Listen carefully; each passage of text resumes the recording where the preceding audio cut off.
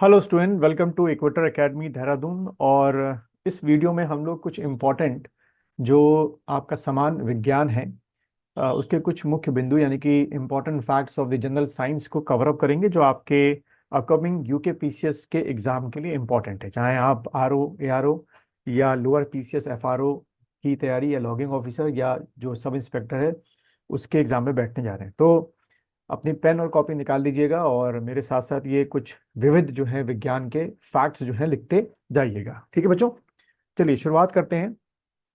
तो सबसे पहले अगर मैं शुरुआत करूं क्या कि आपके चिकित्सा विज्ञान का जो पिता है वो किसे कहा जाता है, अगर ये क्वेश्चन पूछा जाएगा तो आपने टिक करना है हिप्पोक्रेटस को चिकित्सा विज्ञान का पिता कहा जाता है। ठीक है, इसलिए आपके जो एमबीबीएस डॉक्टर जब आप फाइनल ईयर में होते हैं या उनको डिग्री मिलनी होती है तो उनको हिप्पोक्रेटस की जो है शपथ जो है वो दिलाई जाती है।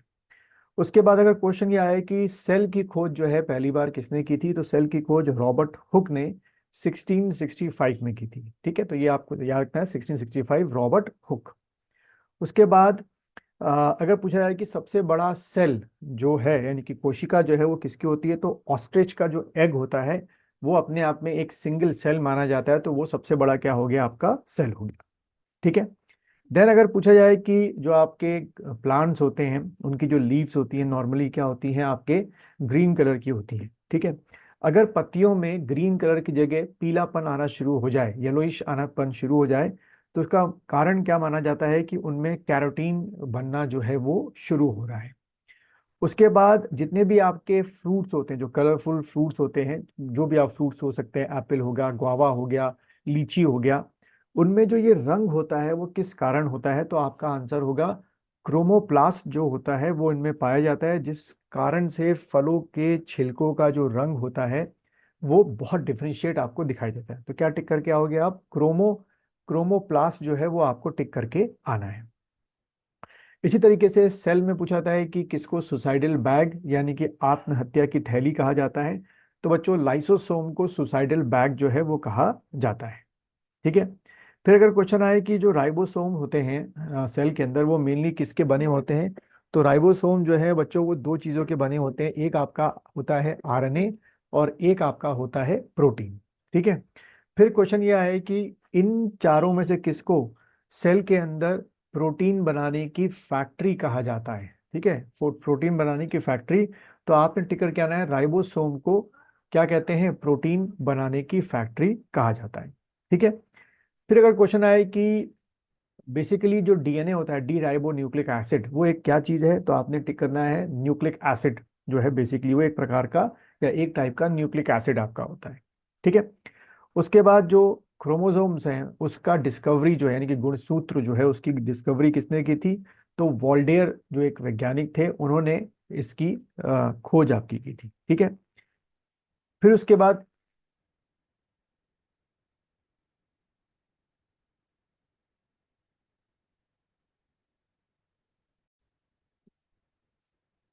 देन आगे बढ़ते हैं हम लोग। जैसे कि अगर क्वेश्चन ये आए कि जो जीन्स है, जीन्स बच्चों क्या होते हैं, क्रोमोसोम्स के अंदर जो होते हैं छोटे छोटे आप कह सकते हो जो पार्टिकल्स होते हैं उनको हम लोग, या सेगमेंट्स आपके होते हैं उनको हम लोग क्या बोलते हैं, जीन्स बोलते हैं।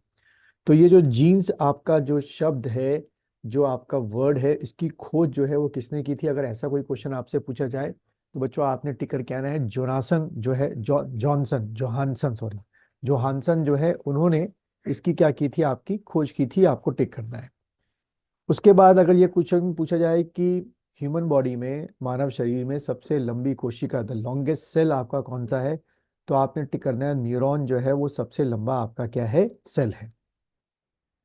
उसके बाद हमारी बॉडी में सेल में डीएनए और आरएनए जो है मिलते हैं, पर डीएनए से जब भी कोई इंफॉर्मेशन किसमें आपकी बदली जाती है, आरएनए में बदली जाती है, तो इस पूरी प्रोसेस को क्या कहते हैं।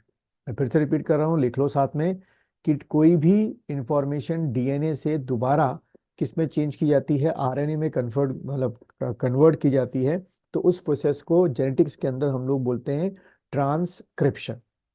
ठीक है, लिख लिया होगा आप लोगों ने। उसके बाद फाइकोलॉजी क्या होती है, फाइकोलॉजी होती है स्टडी ऑफ एल्गी। और एल्गी जो होते हैं उसमें ह्यूज अमाउंट ऑफ हमें क्या मिलता है, हमें एल्गी में कार्बोहाइड्रेट मिलता है जो कि एक एनर्जी का फॉर्म है, बहुत ज़रूरी है हमारे लिए। उसमें हमको बहुत सारे अलग अलग किस्म के क्या मिलते हैं, विटामिन भी मिलते हैं। यहाँ शायद एक बात आप लोग को और भी पता होगी, जो नॉन बायो वाले शायद ना पता हो, कि हमारी जो बॉडी होती है in the presence of the sun क्या विटामिन बना सकती है, विटामिन जो डी है वो हम बना सकते हैं। ठीक है, यहाँ पर एक और चीज आपको ध्यान में रखनी है, लेकिन जब हमारी स्किन विटामिन डी बनाती है in the presence of the sunlight, एक चीज आपको और जाननी जरूरी है कि क्या चीज हमारे ब्लड में जो है वो होनी चाहिए एक मिनिमम क्वांटिटी में, तो वो है आपका कोलेस्ट्रॉल। तो यहाँ से क्या समझ में आया है कि कोलेस्ट्रॉल हमेशा खराब नहीं होता है, कोलेस्ट्रॉल का होना बहुत ज़रूरी है, क्योंकि इससे फिर आपका विटामिन डी जो है आपकी स्किन अच्छी तरीके से बनाती है। उसके बाद अगर हम बात करें कि हमारे बॉडी में नेचुरली कोलेस्ट्रॉल कौन सा ऑर्गन बनाता है, चाहे आप खाएं या ना खाएं बाहर से, एक एक मस्ट क्वांटिटी कोलेस्ट्रॉल की जरूरी भी है, क्योंकि ये कोलेस्ट्रॉल बहुत अच्छी चीज़ों के लिए भी काम यूज होता है हमारी बॉडी में। तो बच्चों हमारा जो लिवर है, ठीक है, हमारा जो लीवर है वो क्या बनाता है, आपका कोलेस्ट्रॉल बनाता है। एक्सेसिव कोलेस्ट्रॉल बच्चों तभी होता है जब हम, एक लीवर कोलेस्ट्रॉल बना रहा है, ऊपर से हम बाहर से भी क्या लें, कोलेस्ट्रॉल लेना शुरू कर दें। ठीक है, अच्छा, अगला अगर हम बात करें कि डीएनए का जो डबल हेलिक्स मॉडल होता है वो किसने पहली बार दुनिया के सामने प्रेजेंट किया, डबल हेलिक्स मॉडल, तो आपने टिक करके आना है, वॉटसन एंड क्रिक ने ये प्रेजेंट किया था। देन अगला फैक्ट ये है कि ह्यूमन बॉडी में, मानव शरीर में एवरेज कितना आपका ब्लड यानी कि खून होता है, तो आपने टिक करके आना है 5 से 6 लीटर जो है वो ब्लड होता है, ये एक एवरेज बताया गया है। लेकिन कई किताबों में ऐसे भी लिखा हुआ है कि जो भी आपका बॉडी वेट है उसका लगभग 7% आपके बॉडी में क्या होता है, ब्लड होता है। तो ये दोनों फैक्ट्स आपको याद रखने हैं। एवरेज पूछ ले, अगर परसेंटेज में नहीं पूछा गया है तो 5 से 6 लीटर टिक करके आना। और अगर पूछे कि बॉडी वेट के हिसाब से कितना परसेंट जो है ब्लड होता है, तो आपने टिक करना है कि अगर मान लीजिए आपका बॉडी वेट 100 kg का है, तो जो लिखा हुआ है कि 7% का, 100 का 7% आप निकाल लीजिए, वो आपका क्या होगा, ब्लड होगा। उसके बाद हमारे यहाँ जो ये ब्लड ग्रुप है इसकी खोज जो है वो कब की गई थी, अगर ऐसा क्वेश्चन पूछा जाए तो 1901 में, 1901 में की गई थी।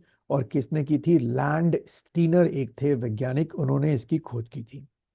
देन उसके बाद स्टडी ऑफ जो स्नेक होता है उसको क्या बोलते हैं, तो उसको हर्पेटोलॉजी कहा जाता है।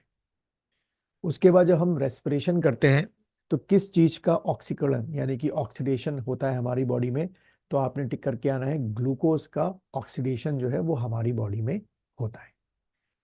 अगर आपको ये वीडियो पसंद आया है तो शेयर कीजिए, लाइक कीजिए और कमेंट कीजिए।